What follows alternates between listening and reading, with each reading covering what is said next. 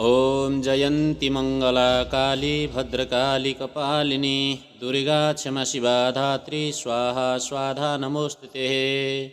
दर्शकवृन्द नमस्कार। यहाँहरूलाई विभिन्न समयमा विभिन्न तिथिमितिहरूका विभिन्न चाडपर्वहरूका जानकारीमूलक भिडियोहरू मैले यहाँहरू समक्ष सम्प्रेषण गरेर धेरै समयदेखि यहाँहरूलाई सेवा दिइरहेको छु र यहाँहरूले ती भिडियोहरूबाट अवश्य पनि लाभ लिनुभएको छ भन्ने कुरामा म विश्वस्त छु।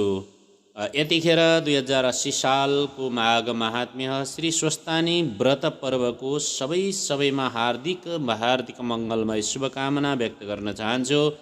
साथै देश तथा विदेशमा छरिएर बस्नुहुने सम्पूर्ण हिन्दू धर्मावलम्बी आदरणीय भक्तजनहरूमा यो आउँदै गरेको पौष शुक्ल पूर्णिमादेखि माघ शुक्ल पूर्णिमासम्म एक महिनासम्म लिइने श्री स्वस्तानी व्रत यही आउँदो मिति 2080 माघ महिनाको 11 गतेदेखि 25 जनवरी 2024 बिहिबारका दिनदेखि सुरु भएर फागुनको 12 गते 24 फरवरी 2024 शनिबारका दिनसम्म यो श्री स्वस्तानी परमेश्वरीको व्रत रहनेछ, पूजा आराधना हुनेछ।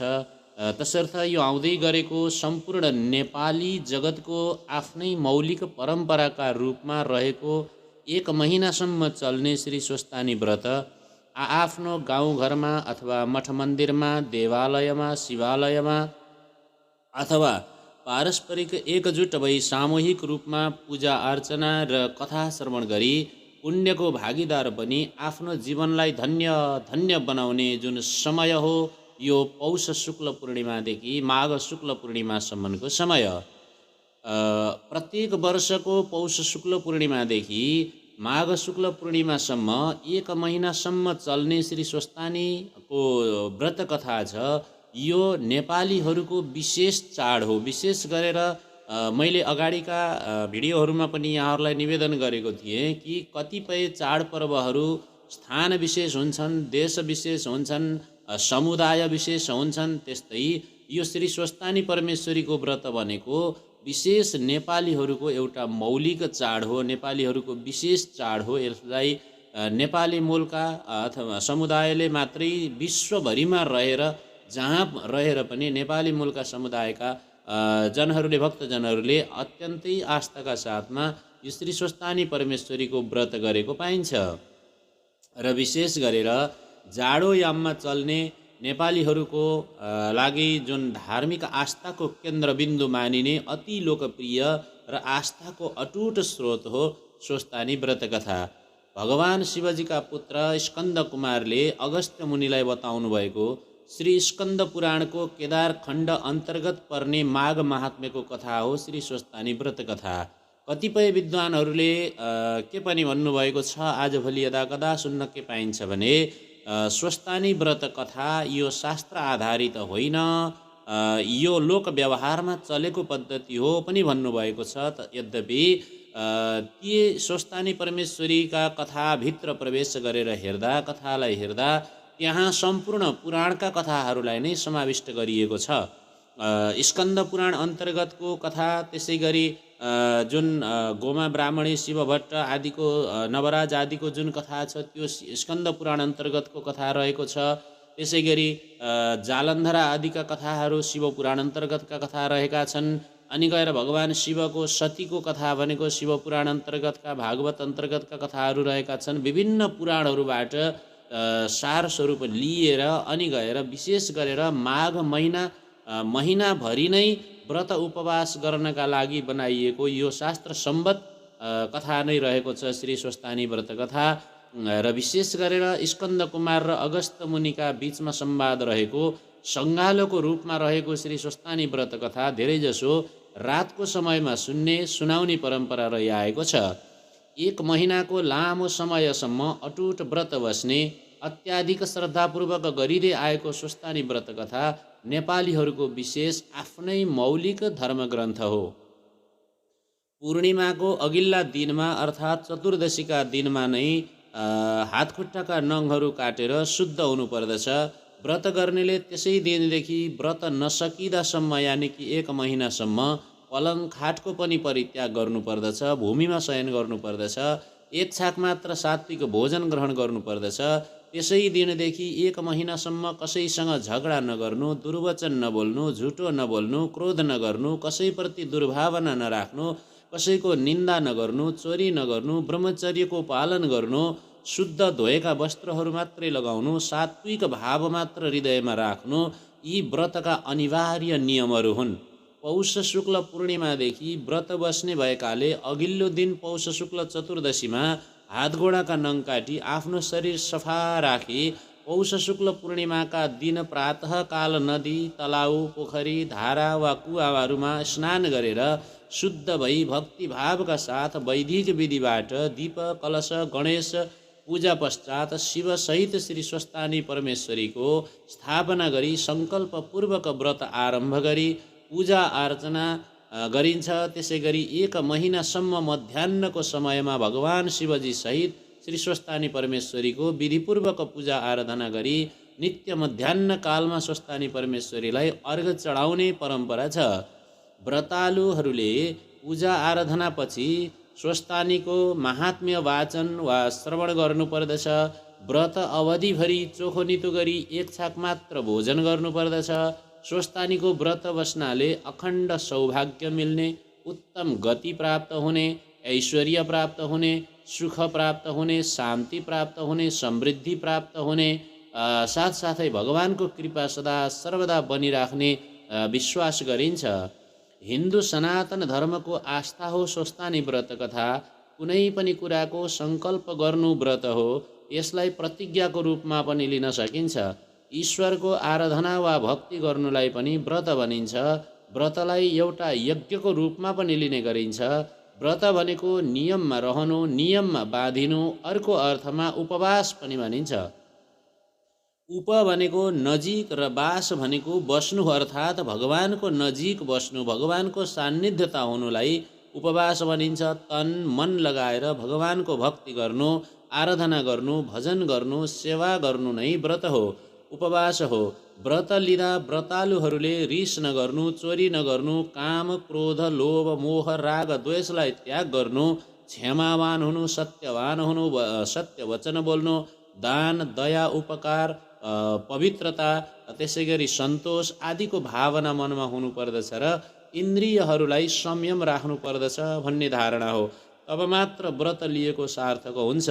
व्रत पश्चात पनि व्रतमा आफूले धारण गरेका कुराहरू जीवनमा उतार्न सक्नुपर्दछ। तब मात्र इच्छित फल प्राप्त हुन्छ भन्ने शास्त्रीय मान्यता रहेको छ।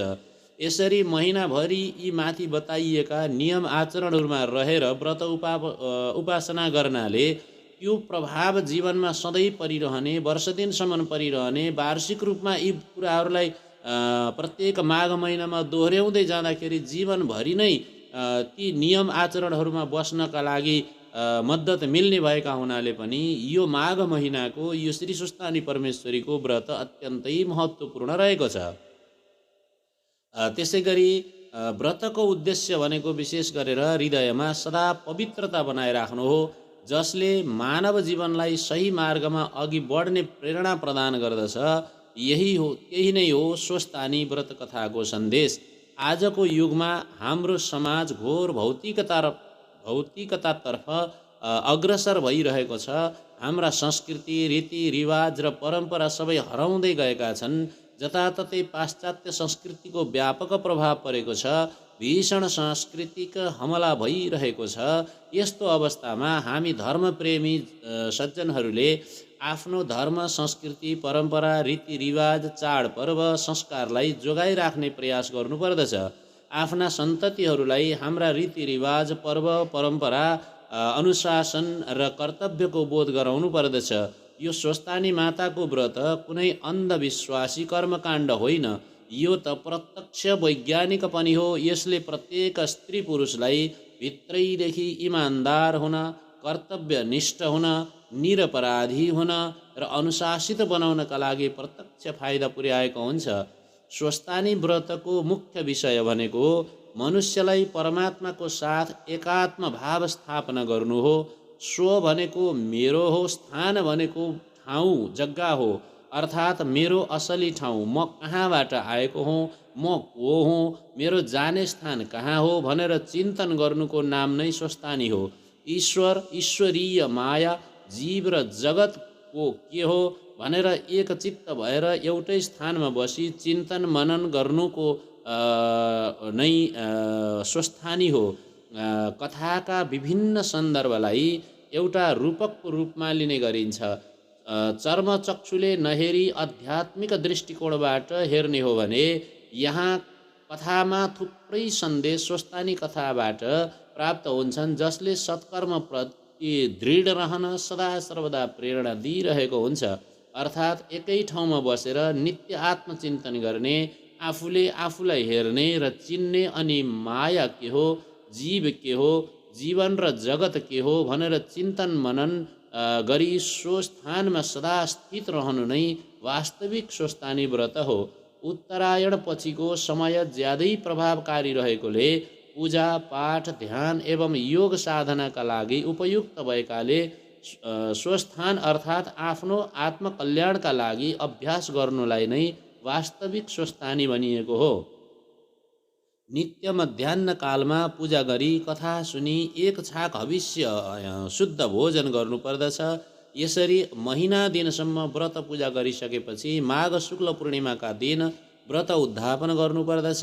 यस दिन अक्षता, जौ, तिल, फूल, दुबो, जनै, पान, सुपारी, रोटी आदि सबै कुराहरू 108 को दरले चढाउनु पर्दछ। त्यसपछि अग्निस्थापना गरी 108 हवन गर्नुपर्दछ।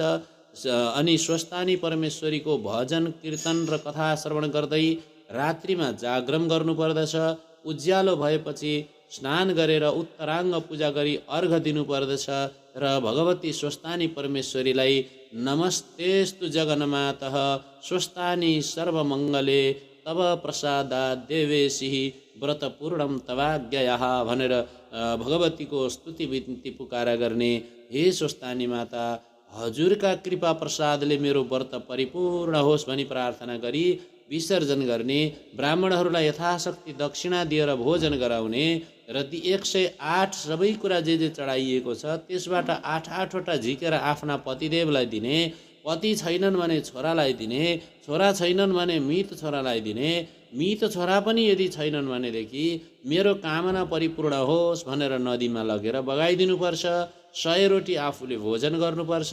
यसरी व्रत गर्दा मानिसका आफ्ना सबै मनोकामनाहरू पूर्ण हुन्छन्। विधिपूर्वक व्रत बस्नेहरूले पनि यानि व्रत नबस्नेहरूले पनि आफ्नो घरमा बिहान बेलुकी स्वस्थानीको कथा वाचन एवं श्रवण गर्दछन्। यस प्रकारले श्रद्धा एवं भक्तिपूर्वक गरिएको स्वस्थानीको व्रत 1 महिनापछि अर्थात् माघ शुक्ल पूर्णिमाका दिन समापन गरिन्छ। श्री स्वस्थानी व्रत कथामा भने बमोजिमको विधिपूर्वक व्रत बसी पूजा गरेमा बिछोड भएका जोडीहरूको पुनर्मिलन हुन्छ, रोग व्याधि निको हुन्छ, कसैलाई मनले चाहेको भए त्यो प्राप्ति हुन्छ। जस्तै कथा अनुसार पार्वतीले महादेवलाई पति पाऊ भनी स्वस्थानी परमेश्वरीको व्रत बसी महादेवलाई पति पाएकी थिइन्। बिछोड भएका नाग नागिनीहरूको पुनः मिलन भएको थियो। गोमा ब्राह्मणीले हराएको आफ्नो छोरो नवराजलाई लावण्य देशको राजाको रूपमा पाएकी थिइन्। चन्द्रावतीले आफ्ना सम्पूर्ण रोग व्याधिहरूलाई र पापहरूलाई निवारण गरेर मुक्त भएर लावण्य देशकी रानी भएर बसेको प्रसङ्ग पाउन सकिन्छ श्री स्वस्थानी परमेश्वरीको व्रत कथामा।